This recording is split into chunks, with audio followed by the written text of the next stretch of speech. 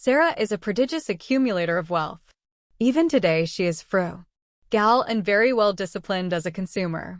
Her net worth is many times higher than her annual salary as an executive. Sarah told us, "People would be astonished to know how much money one have accumulated. I know how to hold on to it." Like many wealthy people, Sarah is in the process of subsidizing the incomes of others, the products of underaccumulating, over-consuming parents. People often ask us how offspring of the same parents can differ so much when it comes to accumulating wealth. How could Sarah and her sister be so different? We are convinced that some differences exist at birth. Much of the difference, however, can be explained by variations in how parents relate to each of their children. Papa encouraged Sarah to become a prodigious accumulator while fostering the opposite trait in her sister. In essence, he strengthened the strong daughter while weakening the weaker one. When Sarah left home, she burned her bridges. She received no outpatient subsidies. She had no choice but to learn how to fish for herself. And she taught herself very well. At the same time, her sister became progressively more dependent on Papa for his money. Sarah had compassion for her parents, particularly Papa. He sacrificed much and worked extremely hard to become an affluent business owner. Papa was determined that his children would not have to work so hard and have to face the risk of doing on their own. But the willingness and ability to work hard, take risks, and sacrifice were the qualities that made him a successful and affluent business owner. Somehow, like many of his peers, he forgot how he became wealthy. Many parents say there is nothing wrong with providing outpatient care. This is true, perhaps, if the recipients are already well disciplined and have demonstrated that they are able to generate a decent living without other people's money. For example, what effect would accept some outpatient care have had on Sarah once she had taught herself how to succeed, then excel at her chosen field? The answer is probably very little. She was mature enough, strong enough, to deal with money, hers or anyone else's. The real tragedy is the helplessness of those who come to depend on outpatient care. Without Aunt Sarah's kindness, her nieces would likely be terrified of the future. Luckily for them, Sarah is helping. Wiser than Papa, she will provide trusts for these young women. Such financial support will benefit them much more in the long run than would substantial gifts of cash. Some of the funds in the trusts Aunt Sarah is setting up for her nieces are earmarked for education. The rest will not be distributed until these young women demonstrate considerable maturity. Sarah defines maturity as the proven ability to earn a good living. It is not her intention to create another generation of weak sisters. Still, Sarah is very realistic about her sister's children. She realizes it is very difficult for teenagers to reorient themselves. It is unclear if her teenage nieces will one day become strong, independent women like their Aunt Sarah. It may be too late. They may have already been too heavily socialized in the consumption and dependent lifestyle they experienced at home. Fortunately, Sarah is a strong role model. She is confident she can have a positive impact on the behaviors and personality ties of her nieces. Moreover, the compassion and love Sarah gives her nieces cannot be measured in dollars. What did Sarah really want from her own Papa? Much more than money. She wanted his love and recognition of her splendid achievements. Today, Sarah has few regrets. She never dwells on the past except when speaking of her father. Although Sarah still feels she was never recognized by her father, she will tell you that she capitalized on this need. Much of Sarah's ambition and drive stem from the need to have her achievements recognized by others. So it is with many Cinderellas who turn some adversity in their early lives into lifetimes of achievement. The unemployed adult child. Like type B housewives, unemployed adult children are significantly more likely to receive annual cash gifts from their parents than are their working siblings. In fact, Our research findings regarding the NC Denke as well as the actual dollar amounts of gifts received are likely understated, since about 1 in 4 male children, 25 to 35 years of age, resides with his affluent parents, and some respond. Dents did not perceive this living situation as gift-giving heaving. Male adult children, by the way, are more than twice as likely to live at home than female adult children. Often the unemployed have a history of being in and out of work. Others are so-called professional students. Typically, their parents view these children as needing the money more than their brothers and sisters do, now and in the future. Thus, the unemployed are more than twice as likely as their working brothers and sisters to receive inheri tanks. Often the adult child in this category has close emotional as well as economic ties to his parent.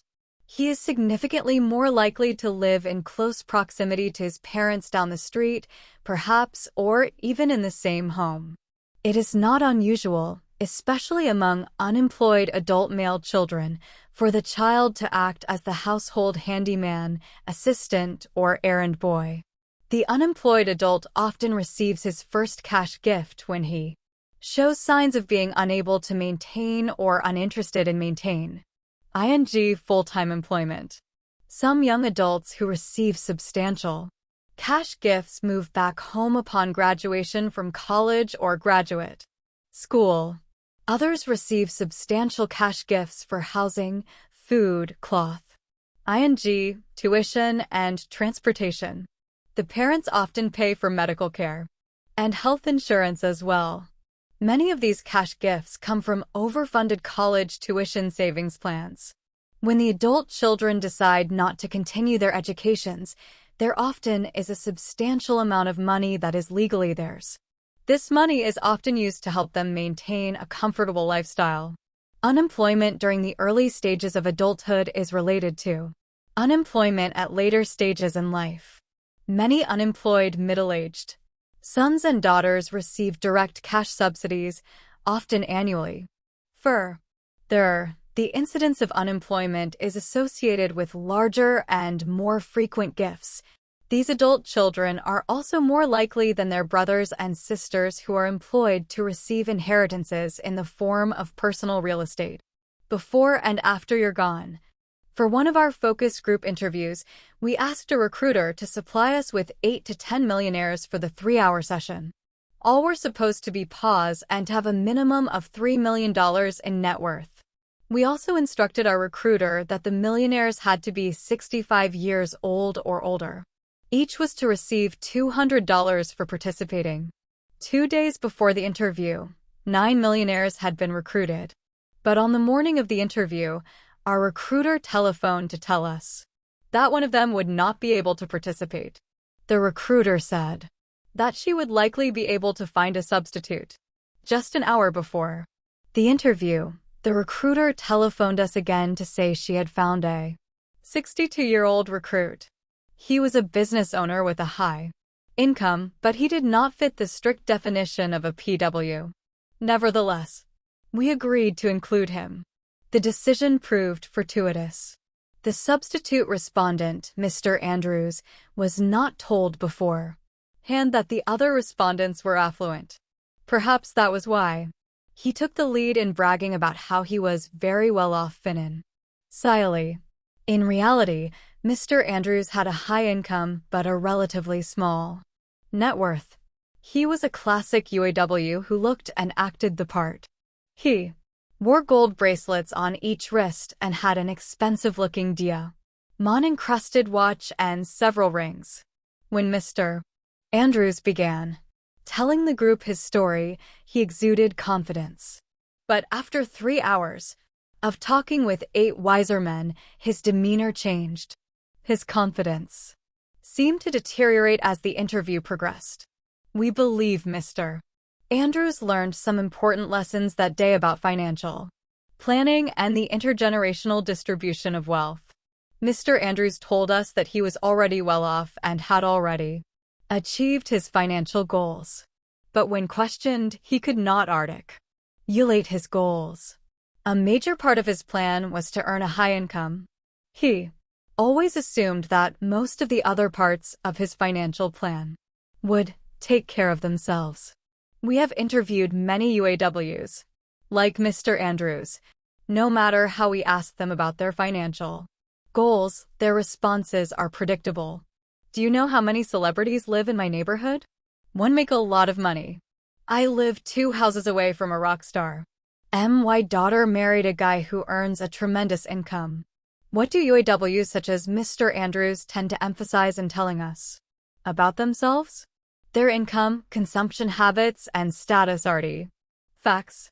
Pause speak of their achievements, such as their scholarship and how they've built their businesses. You will notice that Mr. Andrews, the UAW, has a much different financial orientation than the 8 PAWs who participated in our focus group interview. Several of the more senior respondents reflected on their experiences in unusually great detail.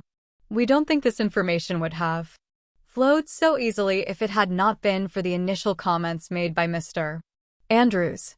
His views so different from the others prompted an exchange that resulted in the PAWs providing valuable advice on such issues as gift giving, the role and selection of executors, conflicts among heirs, trusts, and the pros and cons of controlling children and grandchildren from the grave. We began our interview by asking, "Would you first tell us something about yourself?" All 9 respondents briefly introduced themselves. A typical response. I'm Martin. I am married, same wife for 41 years. I have 3 children. One is a physician, one is an attorney, and one is an executive. We have 7 grandchildren. I recently sold my business. I am now active in several religious organizations and 2 that help young people get started in business. All the respondents currently owned and managed their own businesses or had recently retired after selling a business. All except Mr. Andrews, who is 62, were in their mid-60s to late 70s. After the respondents briefly introduced themselves, they discussed their financial goals. The first to respond was Mr. Andrews. Being in business for myself. When I wake up, every day is a challenge. I plan my work my plan. It's why my business is a good one. Mr. Andrews discussed his current gift giving and how his wealth would be distributed in the future. I have a son-in-law who is a physician. Another is an attorney. They are well off, high-income generators. They are both in the highest tax brackets. They don't need my money, but their wives, my girls, my daughters do. They are spenders. Of course, I have always spoiled them rotten. And I'm paying for it now. They call and ask me to pay for their kids' pianos and I buy pianos, bicycles and birthday parties. I pay for them too. I enjoy giving them money. My daughters are the beneficiaries of all my life insurance policies, more than enough to take care of all my estates, taxes, and expenses. The girls are left with the balance.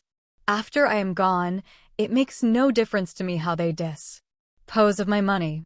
They can keep it, shoot craps with it, but I just want them to be happy. Happy to Mr. Andrews means having money to spend. And pride is having daughters who are married to high-income generators. He spoke repeatedly about these issues. Seated next to Mr. Andrews was Mr. Russell, a very wealthy retired gentleman who had recently sold his manufacturing business. Immediately following Mr. Andrews' admission that he spoiled his daughters, Mr. Russell moved forward in his chair and made the following statement. I have 3 daughters. All have careers. All are working. All are happy. All live a long way from here. They have their own lives to live. I'm not worried about paying for their futures. Nor are they. We don't discuss it. But there will be a large sum. Plenty, I'm sure, left over after I pass away. Another respondent, Mr. Joseph, nodded his head and stated, we have 2 daughters. One is a vice president for a large corporation and the other is a scientist. We are very proud of them.